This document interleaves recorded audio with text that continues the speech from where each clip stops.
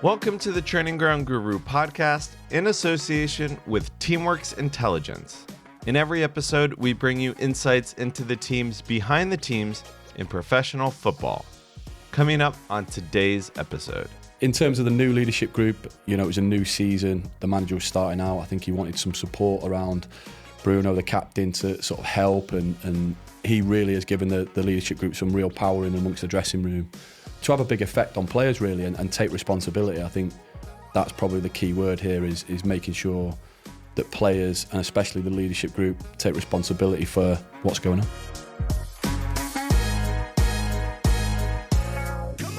I'm Simon Austin from Training Ground Guru, and our guest on this episode is Manchester United goalkeeper Tom Heaton. Tom told me what it's like to be part of the leadership group at United, about his experiences of playing for club and country, and about his ambitions for this season and beyond.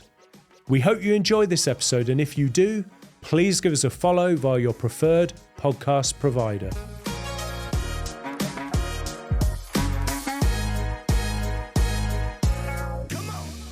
Thanks very much for joining us on the podcast, Tom. No, thanks for having me. I'm really looking forward to it. So we're speaking at the end of international break. Could you just give us a little insight into what that's like for the players that stay behind? Yes, I can. I think obviously the final game was Burnley on the Saturday, 3 o'clock kickoff. So there's a plan in place, but it's a loose plan for that week for the players that aren't going away. The ones that are tend to disappear after the game, straight away with their international teams, various places around the world.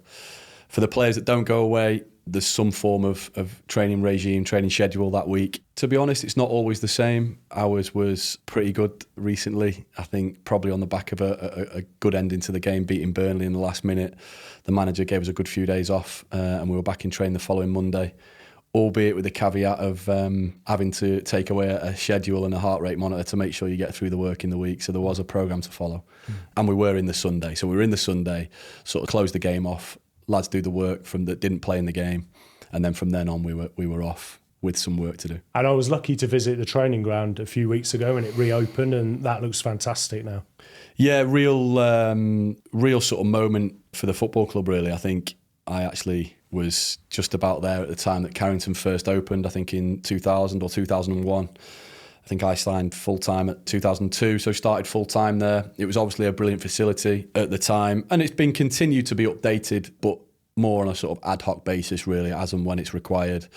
We were out of it for a year, moved into temporary facilities, and coming back into it recently has been fantastic. It's a real good space and place for the whole staff, players, everyone to come together to try and help achieve the objective, which is getting Man United to winning the Premier League, yeah.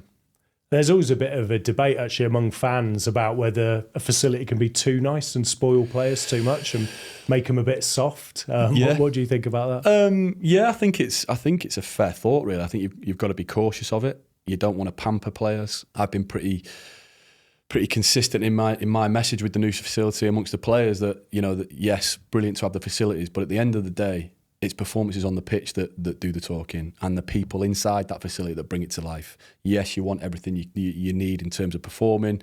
Yes, you want a nice environment. But the highest priority on all of this is delivering out on the pitch and making sure the people inside that are all geared towards it. So that is certainly the case at this moment in time, but you're definitely correct in terms of a facility is just a facility. So yeah, I think you've got to be very, very conscious of overdoing it, but at the same time providing a brilliant space to deliver elite level performances. And you're part of the new leadership group, which I think was implemented in the summer. What exactly does that involve? Have you got any sort of new duties as part of that? Not specifically new duties, really. For me, I think as a senior player, you try and influence players, influence the group, influence staff members in a positive way. I think with my own personal background at the football club, try and give people an understanding of the values, what's gone on previously, what it takes, where our ambitions are, what the demands are. So you naturally try and deliver that anyway. I've been very fortunate to grow up at the football club and see it in a very successful period, see it very closely.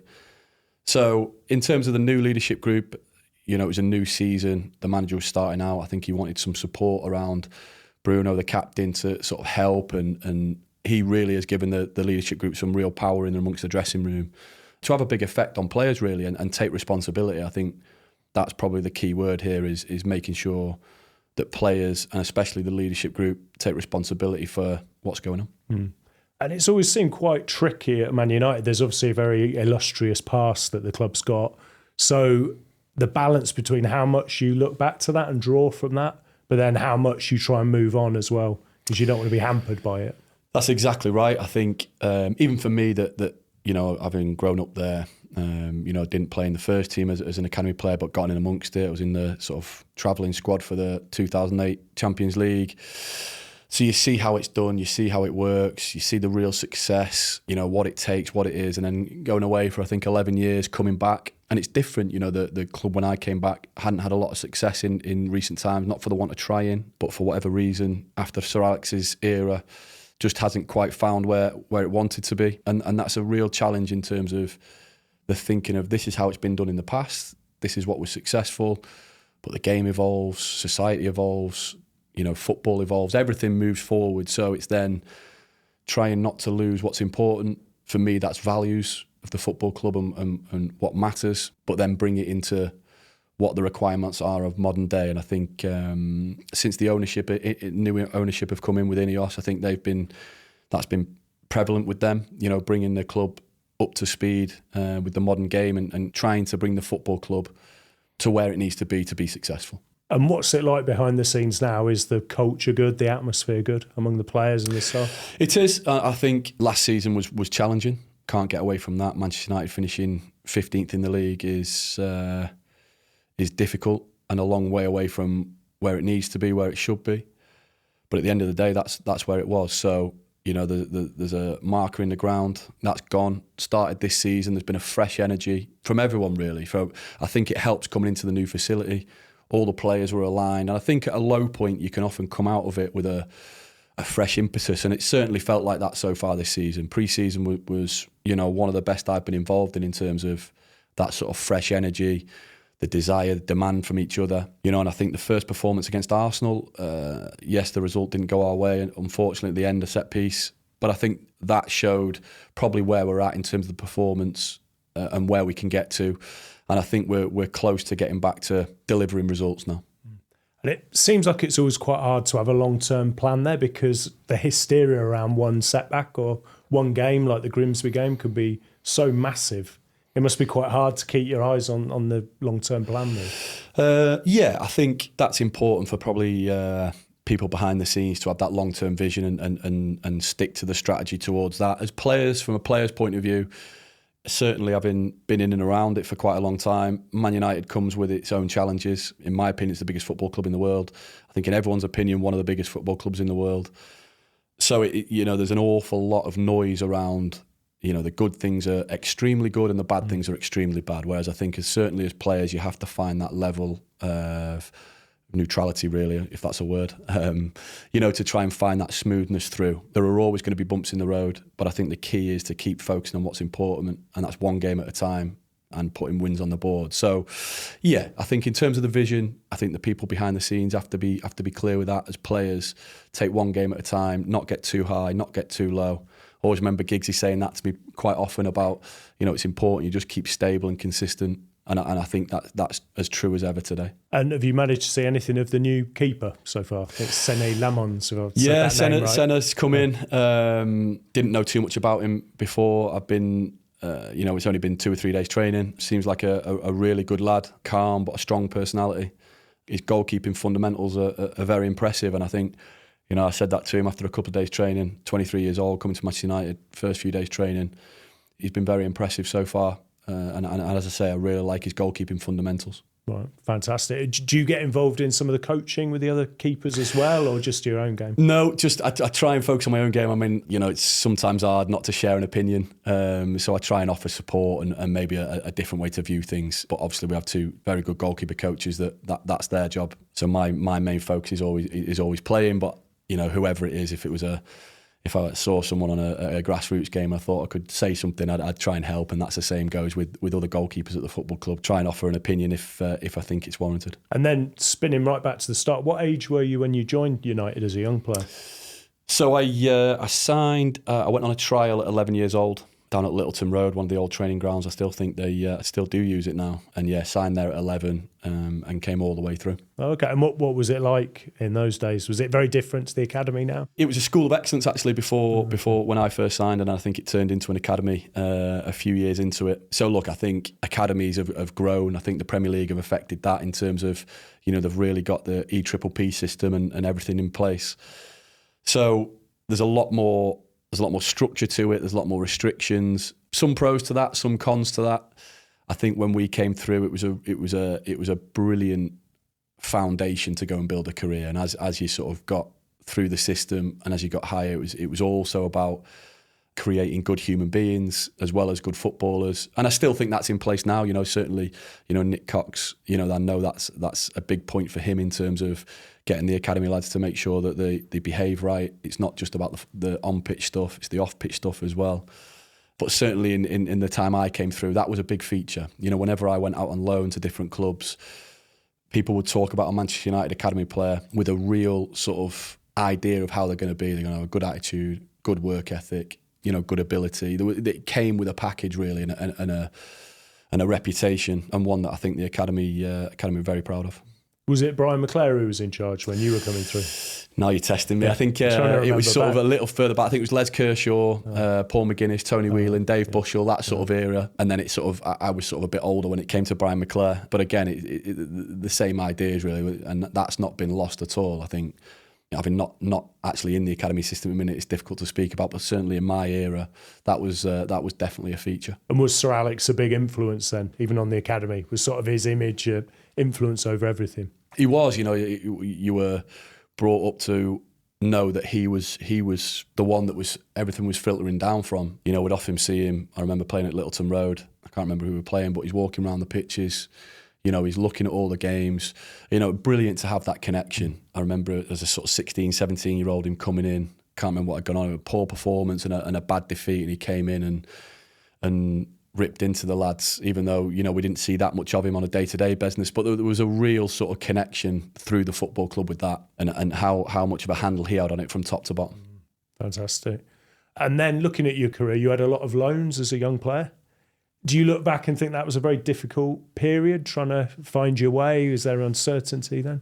Yeah, how do I look back on that? I think I look back on the loan moves as an extremely positive one, really. And they weren't all positive loans in terms of the football at the time, but I think when I look back and see the experience that I got at different levels, the challenges that came up, sometimes going and not playing, all different things going on, I think there was a real good foundation to build a career from, if that makes sense.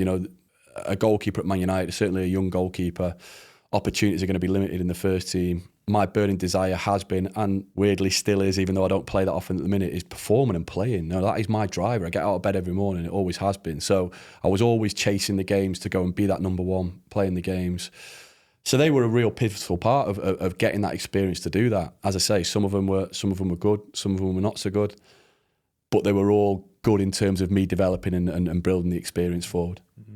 Is it very important to be playing men's football at that age? And was that quite an eye-opener for you, some of the lower leagues you went to? It was, yeah. I think it does change. We had from the under-18s, real good standard of football. The reserves at the time, which is now sort of the under-21s, we had a fantastic reserve team. We won the reserve league. The likes of PK, Giuseppe Rossi, Sylvan Blake, Paul McShane, Kieran Richardson, David Jones, numerous top players that have done really well. But there's still a difference between the reserve football and going to play in League 2, League 1, where lads are playing for a win bonus where it means they can pay the mortgage or not, or whatever it is. It's just different, and there's a practicality element. I try and say to our young lads at the football club at the minute, training's training.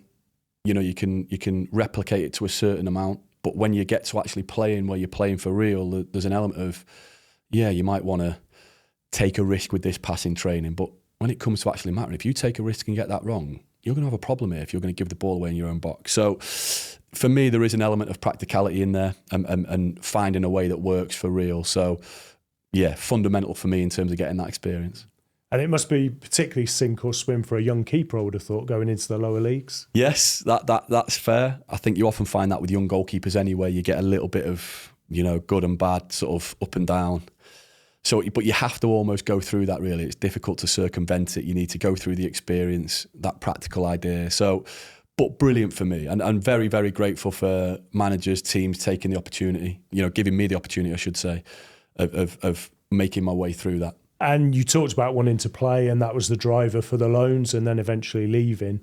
Was that a consideration when you went back to United? Because as you say, you haven't played that much first team football since you've gone back. No, that's fair. I think, look, it would be ridiculous of me to sit here and say that I was turning up expecting to play every week. I was 35 at the time. I was on the back of an ACL injury. I'd got fit again at Aston Villa, which had been a really good sort of 6 months where I played pretty much every game, did my ACL, was out for 12 to sort of 18 months. 6 months of that was probably getting back up to speed. And then the opportunity to come back to United.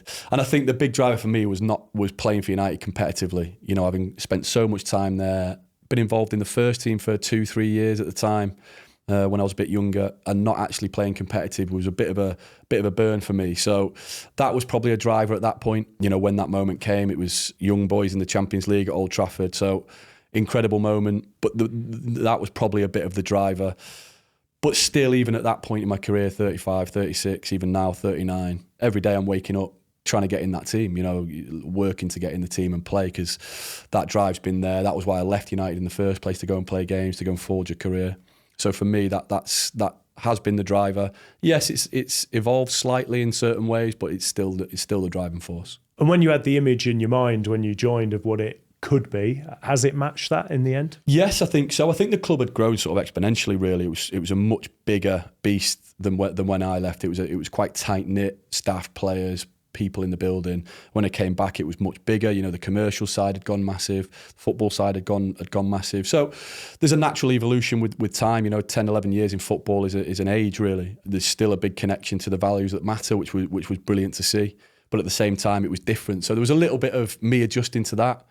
And then there's the adjustment of, getting aligned with the club probably not being as successful as it wanted to be, but driving and demanding to get back to that. So I want to be on that boat. I'm still on that boat to try and push the club back to that winning and successful times. Teamwork's intelligence gives clubs an edge that can enable smarter decisions faster. When most teams are drowning in data and not getting nearly enough out of it, Teamwork's intelligence can clear the way. Built by a powerhouse team of sports data scientists, engineers, and football data experts who have been shaping this industry for over a decade, we understand the challenges teams face. With data now at the forefront of scouting, recruitment, and team analysis, Teamwork's intelligence has built a platform that turns billions of data points into precise models, predictive metrics, and insights that actually make a difference to a club's performance, both on and off the field. Ready to level up? Head to teamworks.com to learn more. And when we talk about all your clubs and all your loans early on, was it Burnley where you really felt at home then? And you thought, I found my home, my place? Yeah, I think so. It was interesting, actually. I'm trying to think. I'd finished it. I'd done 2 years at Cardiff. So I'd went on loan to Cardiff and then signed on a free at Cardiff. I had a real good time there. I played in the final in the League Cup against Liverpool where we lost on pens, which was a shame, but a real good sort of time playing at Wembley, playing against Liverpool in the final.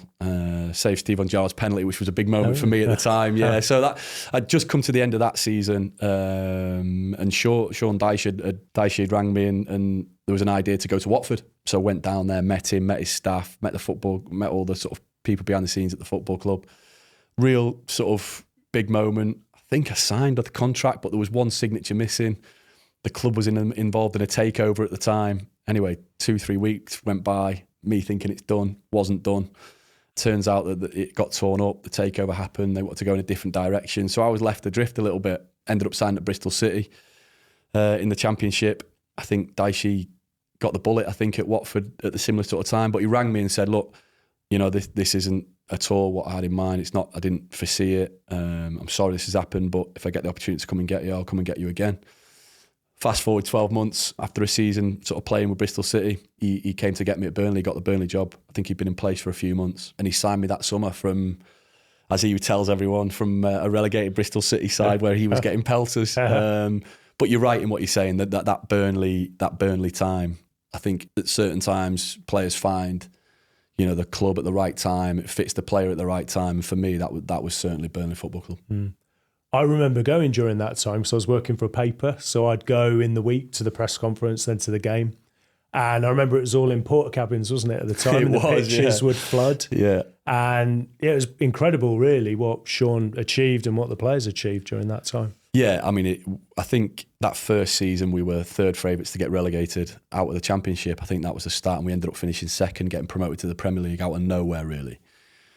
But in terms of seasons and moments in your life, that group of players, that group of staff, it was special. Every time, obviously keep in contact with most people from that era. So, everyone feels the same about it. It was incredible. Yes, we were in porta cabins. Probably comes back to your facilities point. And that's why I think the dynamic within the facilities is paramount, really, because you couldn't go anywhere without seeing pretty much the entire squad. You couldn't walk 30 yards without seeing everyone. So we were a real tight-knit group, and the dynamic was brilliant, and we just found that momentum. Dyche had a saying of, you stood in the tunnel ready to go out, and you want to look round your team and go, look across the opposition and go, you better be ready, lads, because we're having it. And we had that mentality where we knew each and every one of the people in that building was going to give everything they've got. And it's a powerful weapon when you've got that. And it really matched the town and the crowd as well when you were there. It all seemed to be knitted together. It did. I mean, you talk about alignment. That just aligned at the right moment, at the right time. And then the success comes with it. Taking, as I say, when you're third favourites to get relegated and you get promoted, and then narrowly get relegated, but then you come back again and then you stay there, and then we make Europe. Yeah, real special time and special era. And I've read that he was very advanced in the way that he would coach the back four and yourself as well, in terms of angles that the players were thinking about and reducing for the opposition and things like that. Shooting angles, distances, and so on. Yeah, I mean there was a lot of detail in there, especially defensively. I think we were a real solid defensive unit, underestimated attacking wise, I will say. But in terms of my side of it, the defensive idea was really good. We used to work on it all week. The unit playing together. As I say, the recovery lines that they're dropping back into, body shapes, understanding what the player on the ball is doing, working as a unit, and it worked really well. And one thing he did do is make it real simple for everyone coming into the team. So, even if you hadn't played for a few weeks, you came in the team, you were really clear on what the requirement was. So yeah, it was certainly, for me and the defensive side was real clarity on what we were doing. Yeah. And the club had an amazing record for developing keepers as well, with yourself and Nick Pope. Was it Billy Mercer who was a big influence? Billy Mercer, and also Craig Mawson, Craig was sort of Billy's number two, and he's obviously at Manchester United now, so I still have a connection there with him. But yeah, I had a brilliant relationship with Billy, and real interesting time. I think in my time there, Popey obviously came in, Adam Legstins, Joe Hart, Paul Robinson. Numerous goalkeepers across, not missed Anders Lindegaard. I was going to say I think I'd missed a couple there, but yeah, just a real good spell of goalkeepers for the football club. I think, to be fair to Dyche and Bill, they valued having a real solid goalkeeper behind the team. Makes a big difference, I think, and certainly he valued it. So there's probably something in that, I think. And what do you think of the state of goalkeeping at the moment? Because I think it must be the position that's maybe evolved the most. It's treated as an outfield position. You have to be very, very good with your feet. You're building the play. Whereas it wouldn't have been like that, I suppose, with Burnley and Sean Dyche at that time. No, and I think it's a little bit dependent these days, not to sit on the fence. It obviously depends on the strategy of the team and what they want to do and how they want to play.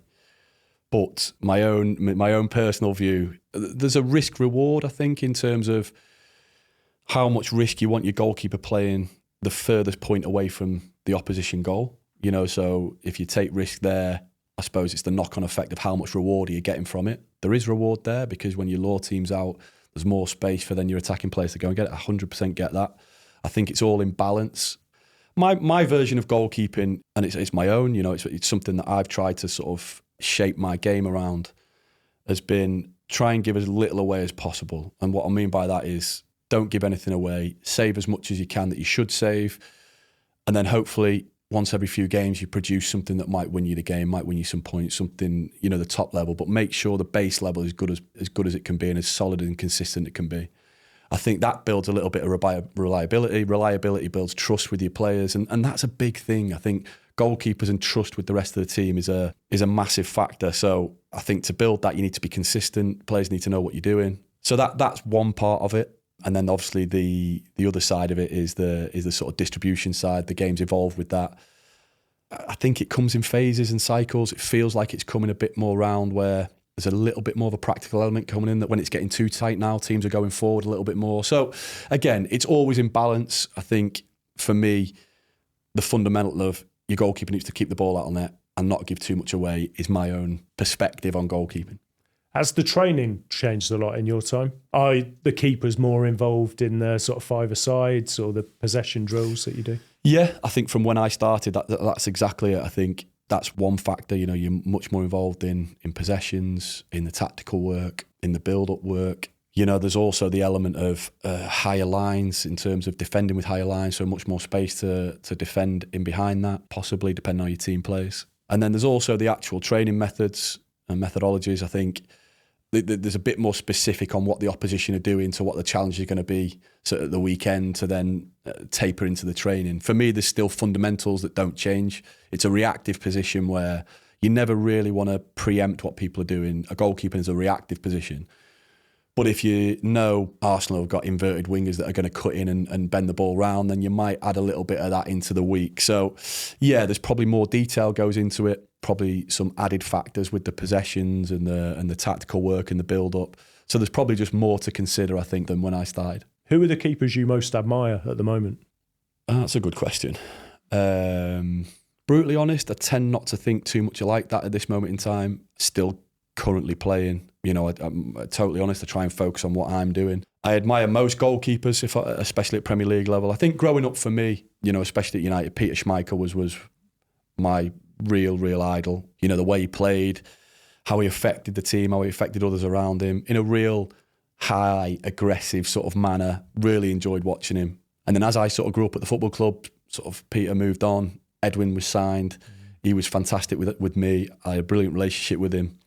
And then he sort of filled that void of, you know, that inspiration really. And I was so impressed with how he went about it. Again, had a real big effect on the team, but did it in a different way. He was calmer, he was composed, he spread that through the team, so affected the team, but in a different way. So, yeah, opposite ends of the spectrum probably in terms of personalities, but both a real strength to what they were doing and a real effect on the team. And both, you know, brilliant goalkeepers. So I was very fortunate to sort of see both close at hand. Yeah.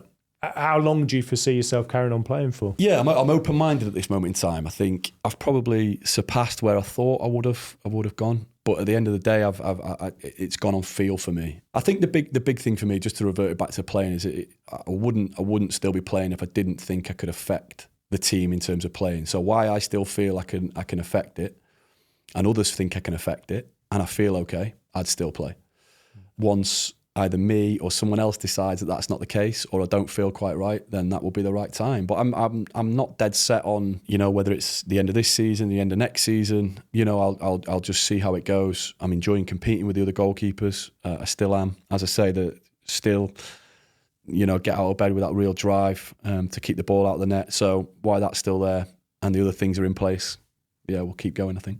And what would you like to do when you do eventually finish playing? Yeah, it's another good question, really. I think, I love football. I've loved football my entire life. Still got a real passion for it. You know, having not played as much over the last few years, spent a bit of time doing different courses, and also in the background understanding, you know, a little bit more of the detail about what goes on. You know, whether that's in the sports science department, the analyst department, understand the tactical side of it, even some of the operations side of it. So at the minute, I'm very open-minded. You know, I've done a couple of courses in the background of sort of the business side of football clubs. Done a little bit on the sporting director side. Done quite a bit on the coaching side. A lot will probably depend on how I feel at the time, what opportunities come around. So I haven't. Again, I'm not dead set on terms of, you know, which direction to go. Which I have to be honest is a little bit away from my personality all through my life. Really, I've just been, you know, that playing. You know, try and be the number one. Try and be a little bit more, embrace the uncertainty as I get a bit older. It's tricky, but I am trying to.